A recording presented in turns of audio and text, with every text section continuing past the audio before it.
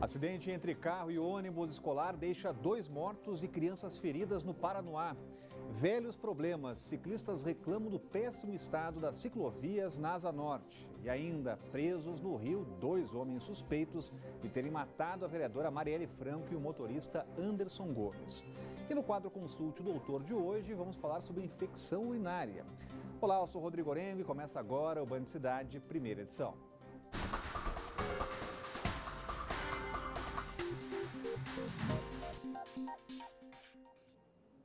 Nesta manhã, um acidente grave entre carro e ônibus escolar deixou 2 mulheres mortas e 16 alunos com ferimentos leves. Os estudantes estavam indo para o Centro Educacional do PADEF. A repórter Camila Lopes acompanhou parte do resgate que aconteceu em uma área rural, sentido Paranoá. Cena chocante que parou a BR-251, pista que liga Unai a Brasília na manhã de hoje.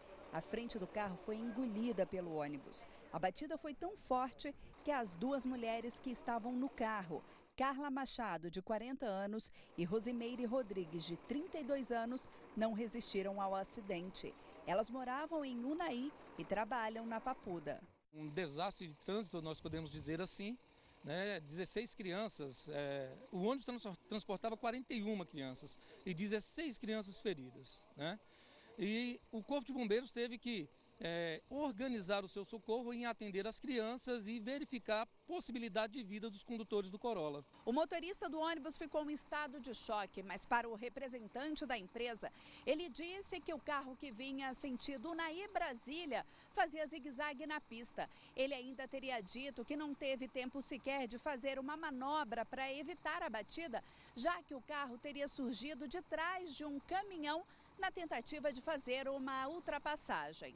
Não deu nem tempo dele ver. Tinha um caminhão, ela foi ultrapassar. Então, ele deve ter pego, foi totalmente pego de surpresa, né? Mais uma perícia foi feita na área pelos policiais para esclarecer o que de fato aconteceu no local. O laudo deve sair em até 30 dias. Havia no ônibus 41 pessoas, entre o motorista, monitora e estudantes do Centro Educacional do PADEF. 16 estudantes entre 14 e 17 anos foram encaminhados para os hospitais do Paranoá, Sobradinho, Agarrã e Base.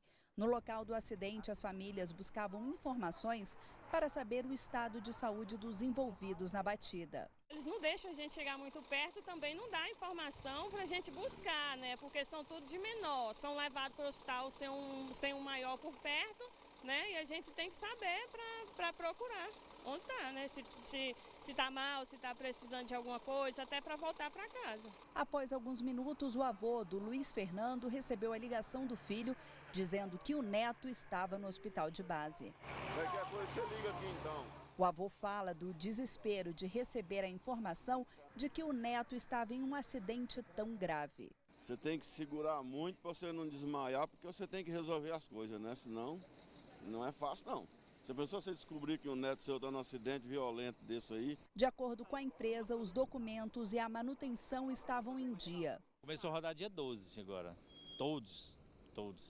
Documentos, o motorista são exame médico, toxicológico, tanto é que já fez bafômetro, Então isso aí é o contrato que nós temos com a secretaria, esse tipo de documento a gente tem que estar 100%.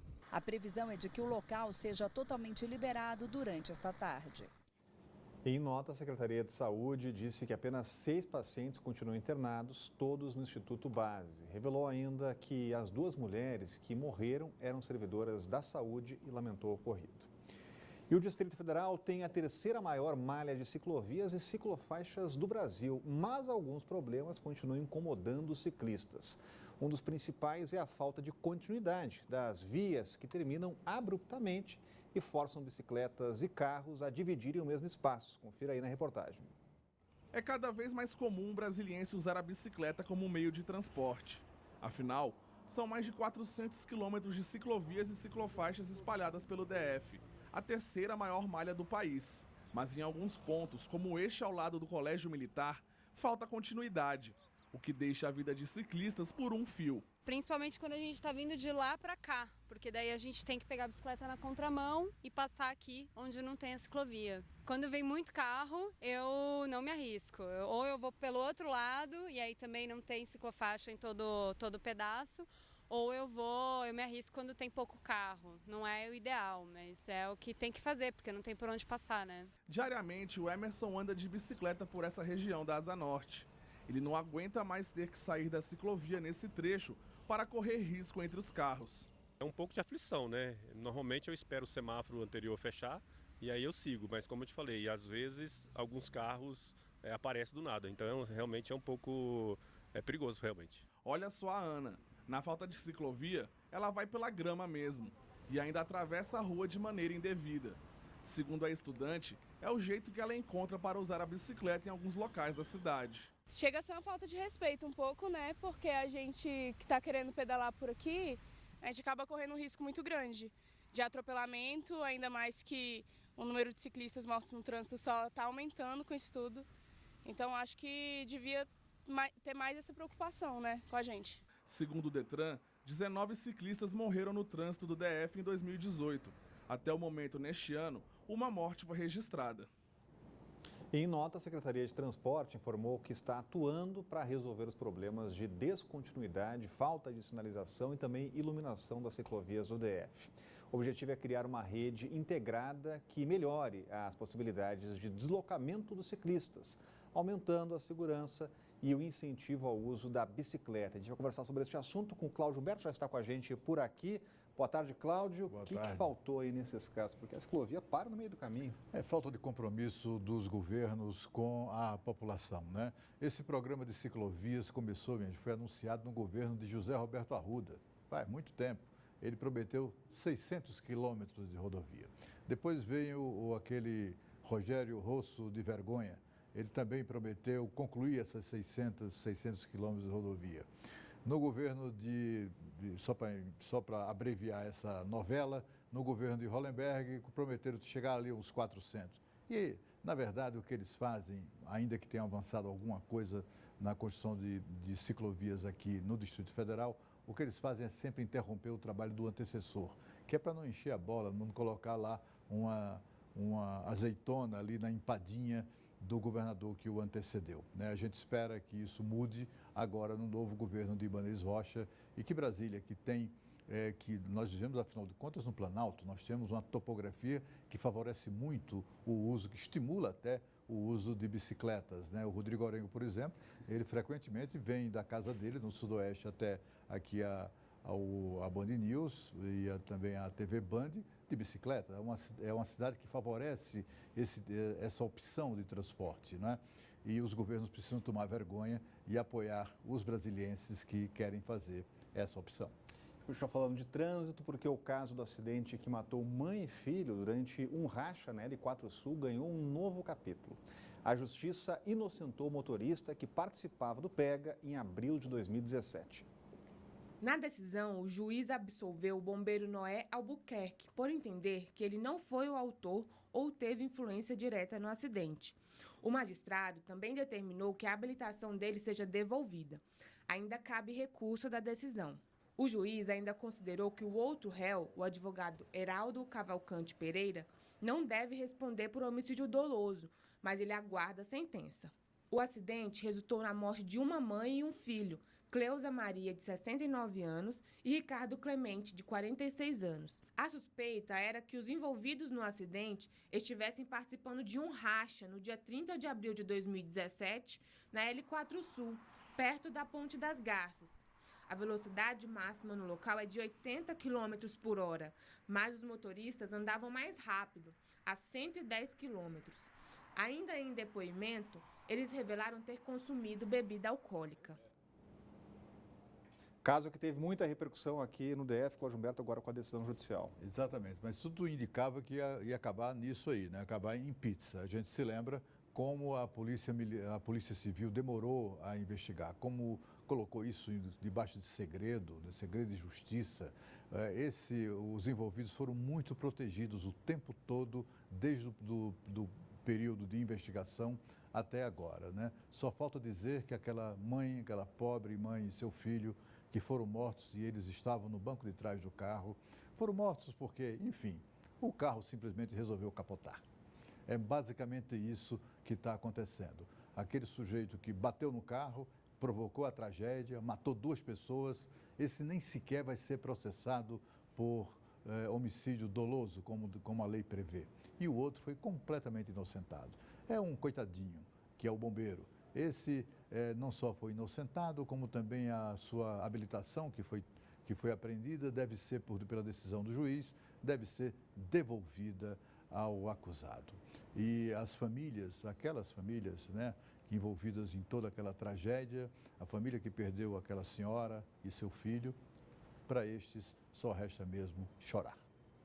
Olha, o policial militar reformado Rony Lessa e também o ex-PM Elcio Vieira de Queiroz foram presos nesta madrugada no Rio de Janeiro, suspeitos de terem matado a ex-vereadora Marielle Franco e o motorista Anderson Gomes. A operação foi realizada pela Divisão de Homicídios da Polícia Civil e promotores do Ministério Público do Rio de Janeiro.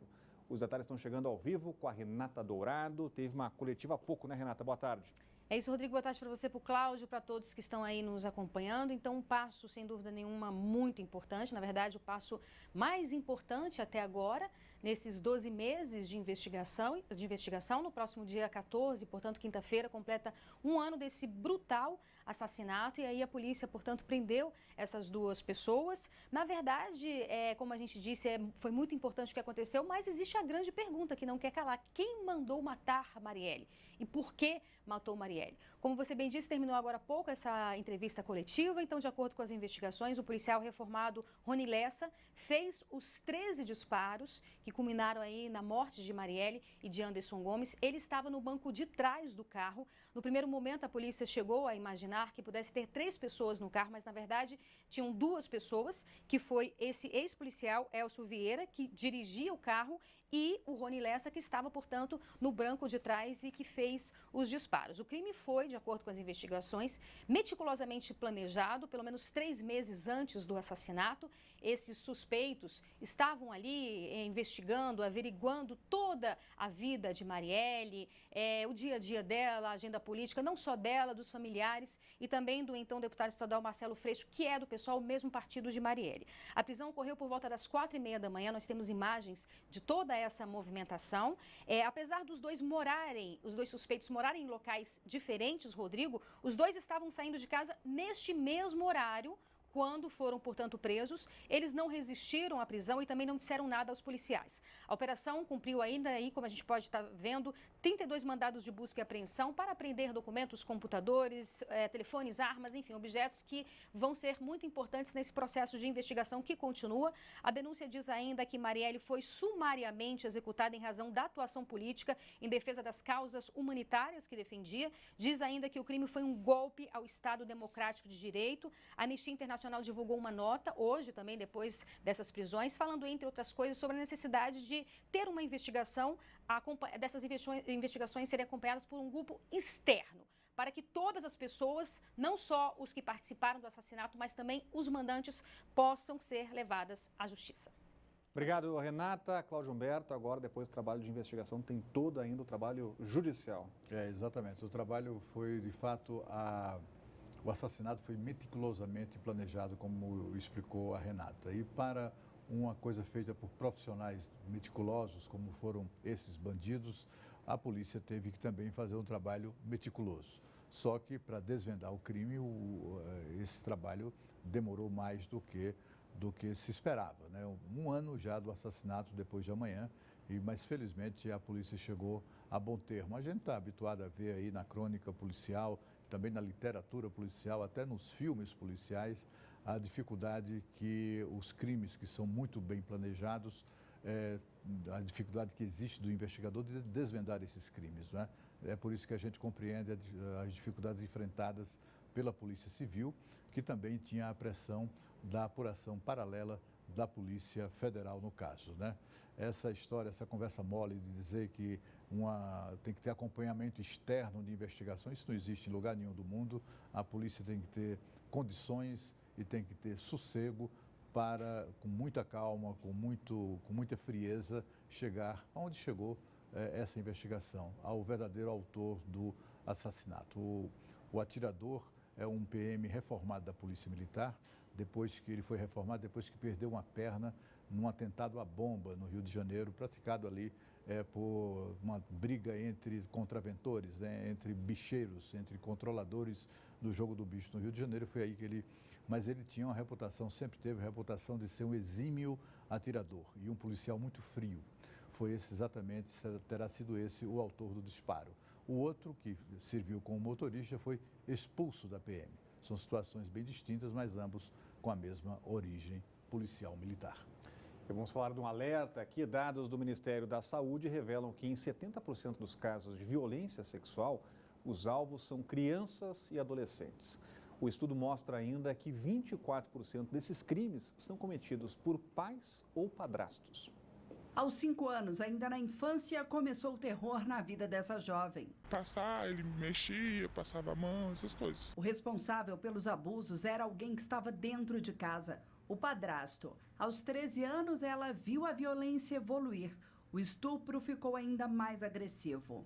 Minha mãe, na época, começou a fazer faculdade, estudar para concurso, fazer faculdade de noite. Nesse período à noite que ela ia para a faculdade, ela me deixava sozinha com os meus irmãos e era quando acontecia os abusos. O medo fez ela guardar para si o pesadelo que vivia. Eu resolvi não contar para não acontecer o mesmo que aconteceu comigo com a minha mãe. Eu preferi sofrer o que eu estava sofrendo do que ele ter que fazer isso com a minha irmã, entendeu? Com as minhas irmãs. Apenas aos 18 anos teve coragem de denunciar o abuso sexual cometido pelo padrasto. Essa jovem faz parte de uma triste estatística, em que 70% dos abusados são crianças ou adolescentes. Dados do Ministério da Saúde apontam que 24% dos crimes são cometidos por pais ou padrastos. Na maior parte das vezes, o perigo está dentro de casa. Então é o pai, é o padrasto, o avô, um tio, um vizinho. E por isso que eu digo, às vezes a criança não entende o que está acontecendo, porque ela está acostumada a receber carinho e afeto dessas pessoas. Então, como ela vai entender a diferença e como ela vai trabalhar tudo isso e como ela vai conversar com isso dentro de casa, se é a própria casa, a pessoa convive com ela. Apesar do abuso ter chegado ao fim, ele deixou sequelas na vida dessa mulher. Ela, que hoje tem uma filha de 3 anos, diz que tem um cuidado excessivo para evitar que o mesmo aconteça com a criança. Eu tiro a roupa para ver se aconteceu alguma coisa, vejo manchas. Isso me torna um pouco paranoico, mas é a minha preocupação de não acontecer o que aconteceu comigo. Essa psicóloga afirma que para reduzir as sequelas deixadas pelo abuso é muito importante passar por tratamento psicológico. Por quê? Porque ela passa a crescer com a ideia de medo, né? E de submissão. E para evitar esse tipo de crime, é necessário estar atento a todo o comportamento das crianças. Você tem que começar pela observação e pela escuta, para você fazer essa leitura. O comportamento fala, o corpo fala, o gesto fala, a linguagem verbal fala. E ela não te fala isso diretamente, mas ela vai construindo um discurso que diz, opa, olha, isso aqui não está legal.